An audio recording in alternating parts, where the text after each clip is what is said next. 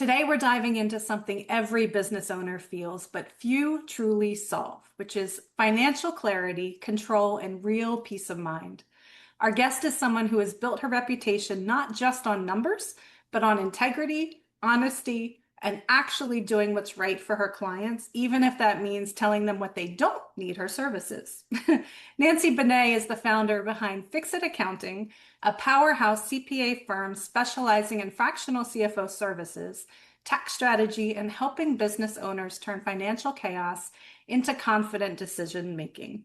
Her clients don't just get the books cleaned up, but they get a clear path to stronger leadership, smarter growth, and long-term success. What makes Nancy different is her hands-on approach, her deep expertise in tax and financial systems, and the way she transforms overwhelming financial situations into simple, actionable solutions that actually move a business forward. If you've ever felt like your finances are running your business instead of the other way around, this conversation is going to hit home, and we're recording it on tax day. So it's very appropriate to welcome Nancy Benet to the Seven Figure Builder Show. Thank you, Julie. I'm so happy to be here. Absolutely. I'm thrilled to have you here, and this is something we all need to talk more about. But dive right in to take us to that moment where everything shifted for you and you realized that you had to do something different. Yeah, that was when I was 45 years old, and I woke up one day, and from five failed businesses, I ended up divorced with four small children, no income, and $650,000 in debt. And that was a dark moment. But in that dark moment, I decided that I was going to make my life work. I took full responsibility for where I was, and I made the decision, I am going to do this. I don't care what I have to do. I'm going to do this because I've got children. I can't just lie down and die and let them die too. That just does not work. So when I made that decision, when I decided to take responsibility and I made that decision, it was a giant shift in my life.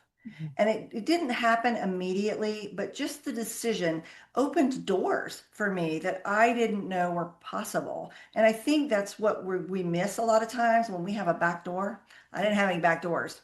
When there's a back door, when you, oh, well, if this doesn't work, I'll quit and go to do that.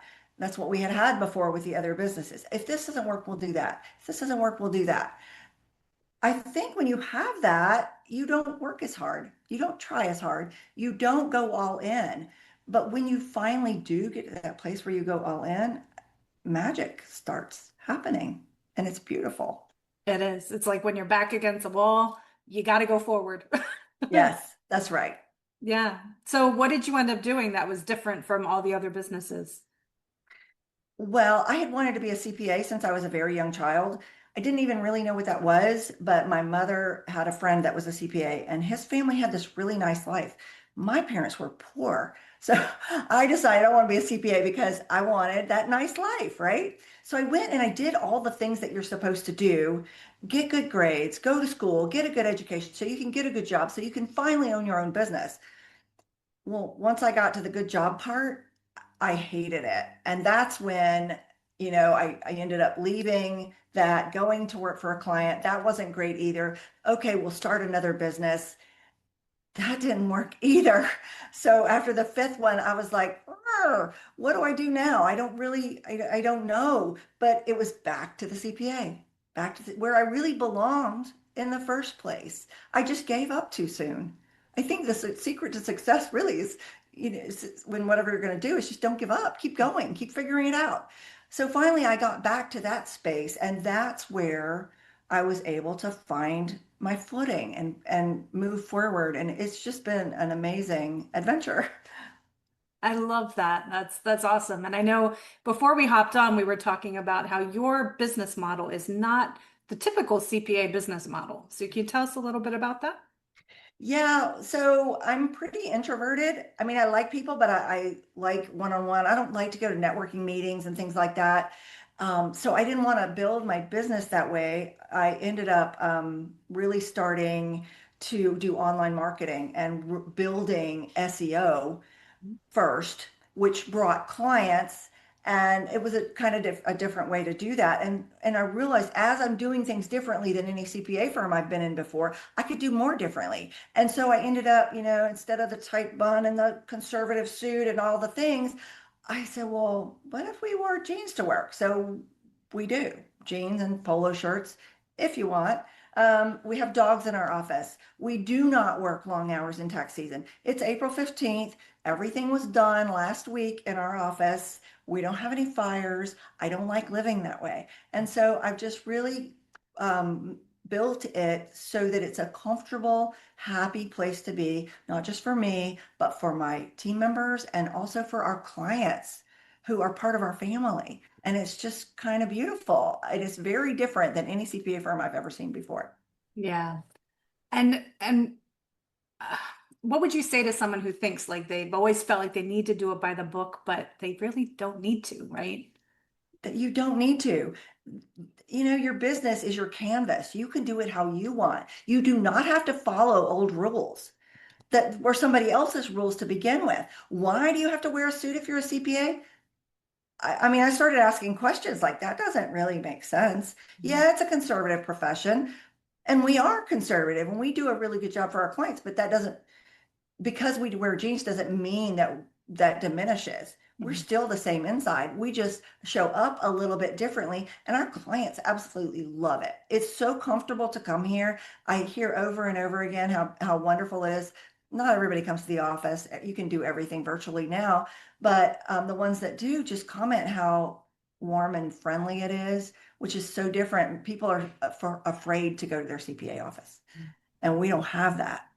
Yeah. No, it should feel warm. I mean, you should trust the person that's helping you handle your finances, right? Not feel intimidated by them or belittled or Right. whatever the case may be, like, okay, I don't have it all together. Help me. That's why I have you. Most business owners don't have it all together. None of them really. Yeah. And, so this is a judgment-free zone here. We don't judge the clients because we know you weren't born understanding all the things you need to know about business. And then even though you've learned for a smaller business, as your business grows, there's more to know. Mhm. There's more skills to learn. There's more things that you weren't born knowing that somebody needs to teach you. And so you shouldn't feel bad about not knowing. Yeah. So let's talk about that a little bit. Dive into some money wisdom. What are things that you see that your clients either they don't know or you wish they knew or you wish business owners would think more about? Oh, there's a lot of those things.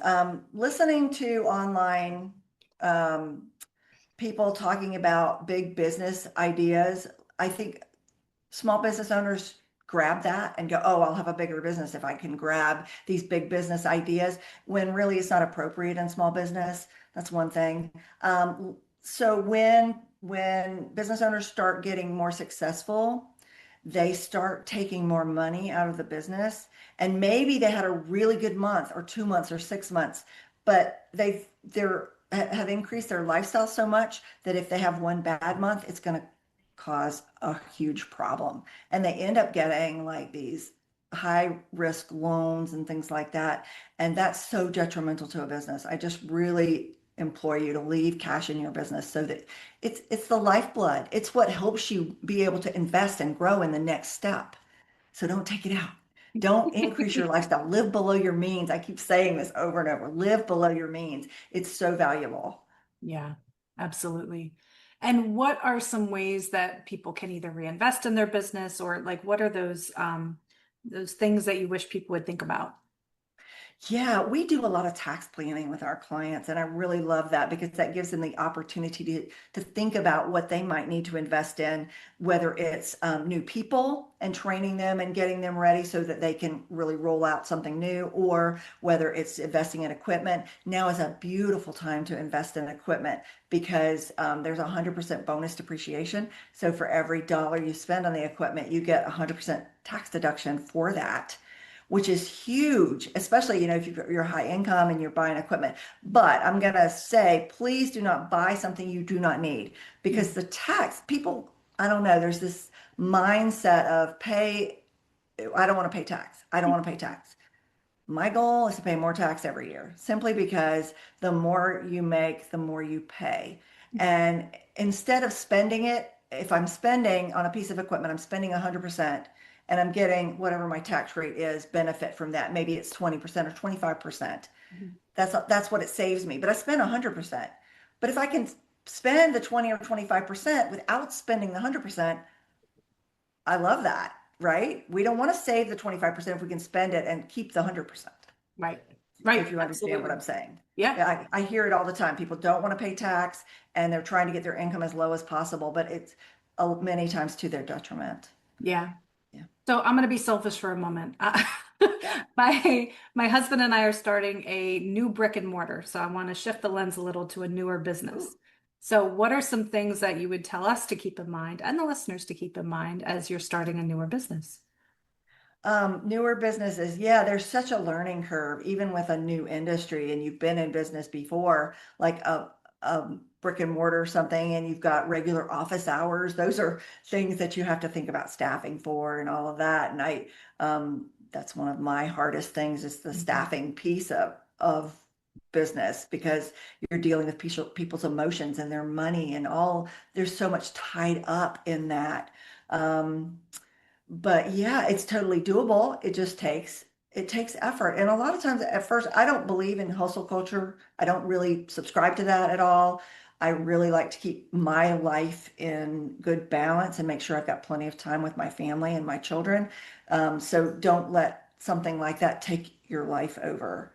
It doesn't have to be that way. You can set boundaries on it. But I think as entrepreneurs, we want to go all in. My Mhm. husband said this yesterday. We were talking about it. He's like, if I bought a business, you might not ever see me because I know that I would go all in, all the time. And I was like, well, you have to like put some blinders Everything in on and some moderation. limits. Yes, absolutely. And what are some tax breaks, I would say, but tax things that people don't really think about that, you wish people would know about? Um, I really like real estate for tax breaks. Real estate's great. And it can create deductions for you, like if you buy a building or something, but you know that it has to be bought right. I lost the $650,000 in debt was a lot real estate related for Mhm. me. We lost hundreds of thousands of dollars in the recession when Wow. everything crashed. So be very careful with that, but there's a lot you can do in real estate, especially if you have a business. SBA's got some great loan programs where you can buy your own building, and that has been one of the things that has most contributed to my net worth is Mhm. buying the building or the complex that we're in. Mhm. And there's been lots of tax breaks with that too. So I highly recommended that. But also there's a lot you can do with retirement plans as a self-employed person. There's rules around that too, but there's anything's deductible, all the equipment and stuff, any equipment you buy, and we have clients that buy big, very expensive pieces of equipment, and it's such a huge tax savings for them. Yeah, Such a huge tax thing. And if anybody's out there that has a business that also has a spouse that is a real estate professional, there's a lot you can do with that. good to know. Very good to know. And I know you have your amazing course and all sorts of fun stuff that you've been working on. Can you tell us a little bit about that?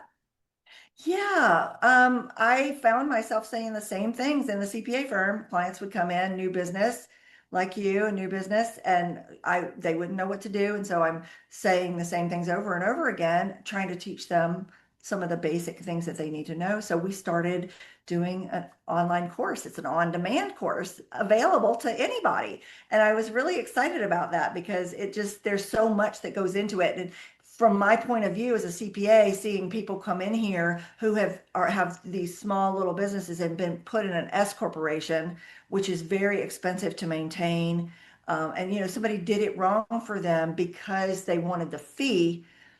These courses are all about you. They're all about what is best for you, not what is best for whoever's doing the work for you, right? Because I don't believe in that. I believe in always looking at the client's need first. That's first and foremost. But not everybody subscribes to that. And so we're cleaning up problems frequently from that. And so there's these courses out there. The first one is Master Your Business Mindset because there's a definite difference in mindset between employees and entrepreneurs. Mhm. You have to think look at things differently, look at life differently. And then the second one is called Build Your Best Business, and it is for the basic steps of starting a business. Perfect. Yeah. Awesome. We also have a book called Tame Your Money I was Monster. going to ask. Go for it. Yeah, because it's funny because I am a financial professional and I ended up in that very dark place with all the debt and really not knowing how to manage money. And I thought because I have this degree and this certification that I should be able to understand how to manage my money. And the truth is, money is extremely emotional. And we come to the money table with lessons from our parents and our the community around us, marketing messages, all of these things are telling us about money. My particular one was money doesn't grow on trees and money is dirty. And Mhm. so I couldn't figure out why I couldn't keep money. Why am I always broke? Even when fixed accounting was super successful, like there's no money. And I had to really dig deep and figure out that money is it touches every area of our lives. And if we don't know how to deal with it, we're dealing with it in an emotional way, is what it is. And I had to understand what that was before I could fix it. And Mhm. so since then, I have been able to fix my money issue, and I've helped many other people fix their money issues just by identifying and choosing a new way to think about it instead of just subconsciously spending the money because I'm not used to having it because it doesn't grow on trees because and it's scarce and because it's dirty. I was getting rid of it, right? It comes in, I reinvest. Oh, I'm investing in my business. But then I was left with no cash. And when you have no cash, you can't take advantage of opportunities. You have stress, a lot of stress when you have a big payroll. So those things really played into this Money Monster book, and I wrote the book. It's kind of about my daughter's journey because hers wasn't as bad as mine, but she did one day come to me and say, "I've got all this debt and I'm drowning. I will never be able to get out of it." And I said, "Well, wait a minute. I could bail you out, but I'm not going to because that will not help you. Here's a plan. Let's work this plan." And so she thought it would take her a couple of years to get out of the debt with the plan, and 90 days later, she was free. Wow. Yeah. And Incredible. it's all about changing your mindset and changing the way you look at the world. And when you open that up, when you shine a light on your finances and when you start thinking of them in a different way and thinking in a more abundant thoughts and really intending to get rid of the debt and to save, doors open. It's just like when I decided to make fixed accounting work, doors open. Mhm. So talk us through what are some of those steps that people can take and shifts that they can make in their lives? Well, the first one is a new zero because I would spend down to zero. That was my thing. I never had any money because, oh, I've got $1,000. We can do this, or $10,000 and we can do that. And I think a lot of people live that way. So I was telling my friend about it one day. Her name's Kathy, and we're having lunch. And I said, Kathy, it's payroll time, and man, I don't have any money for payroll. And she like almost strangled me. She was so mad at me. She's like, "What? How can you even do that?" We'd been friends for years, so she can be very honest with me. Mhm. She said, "You can't live that way." And so she told me about this thing called a new zero. She's like, "Just set a number. This is your new zero. You are not allowed to go below it. You have to save up to it. Do not go below it ever, and keep raising that zero." I was like, "Oh, okay. I can do that." Whew. But it's a big number. I was like, at that time, maybe $30,000 because my payroll is pretty big. And so I said, well, it'll take me a while to get this. So I gave myself a year. 60 days later, I had it. And I'd never gone below ever. Never. When you have that intention, you do what you have to do to make sure it works. And it was to me like magic because I had never had $30,000 before. And here I was, but I couldn't spend it. So good. And it's just been up ever since. And I really appreciate that. And then, I just really look at what I spend. I live below my means, drastically below my means, which is beautiful and wonderful. We do not have to have the bigger house or the McMansion or the lake or any of those things. We do not have to have that. I'd rather have financial peace of mind. Mhm. So that was the next thing. Do not keep raising your lifestyle to equal your income. Other things are, paying yourself first. I like opportunities and I manifest abundant opportunities all the time. And when you want to take advantage of opportunities, you have to have cash. Mhm. So that's one of the things that keeps me motivated with it to keep saving because I do want that. And I actually have been listening to some things from um, who's the guy with Berkshire Hathaway? I forgot his name, but anyway, he's a multi-billionaire, and I've been listening to some of the things he says, and he doesn't mind having billions of dollars in savings because when an opportunity comes, he can jump on it. And so I always was like, oh, I don't want to have that much that's sitting there not earning interest. But the truth is, if you miss an opportunity, you've missed much more. So that helps me keep in my mind that I need to keep saving. And so now we're in the process of expanding fixed accounting. I'm hiring new people. We're doing all these things and I've got cash to do it. And so those are motivating for me. Mhm. And those are some of the things that I used to help myself stop the spending. Mhm. I love that. And where can people find the course and your book? Successyourway.com. Follow us on YouTube and all the socials. There's everything's out there. The book is on Amazon. It's called Tame Your Money Monster and lots of fun. It's a picture book. It's like 50 pages, and really, it's such an easy read, and it's so simple because I think most of the money books are out there and they're thick, and somebody with money problems can't handle that. Yeah. They can't even look at it. They can't probably read the first chapter because it's so overwhelming for them. But this is a story. It's Mhm. really a story about my daughter, basically about getting her money stuff handled because she grew up with me and I had money problems. So of course she had the same thing. But all my kids are doing great with their money now, thank goodness. It could be much different. Yeah. So Amazon.com for that, and it's just such an easy read, and it helps understand where your money problems come from. Yeah, absolutely. One, it's about being intentional about what you're doing with Yeah. your money, right? Versus Yes. it comes in and it's going to go out unless you're intentional about telling it where you want it to go. Right? Yeah, I think we all like, oh, I'm gonna do what I need to do and then I'll save the rest. But Mhm. there's never any rest left. Mhm. It's gone because what you need to do, there's always an endless list of the next thing and the next thing and the next thing. Yeah. Yeah, Yeah. but intention's powerful. And I keep going back to that because everything that I've done has been done with intention. And I think when you do that, it's super impactful. And so I came up with this four-step process to manifest what you want. And I know this isn't a manifestation podcast, but Go for it. I use it every single day. And it is intend what you want.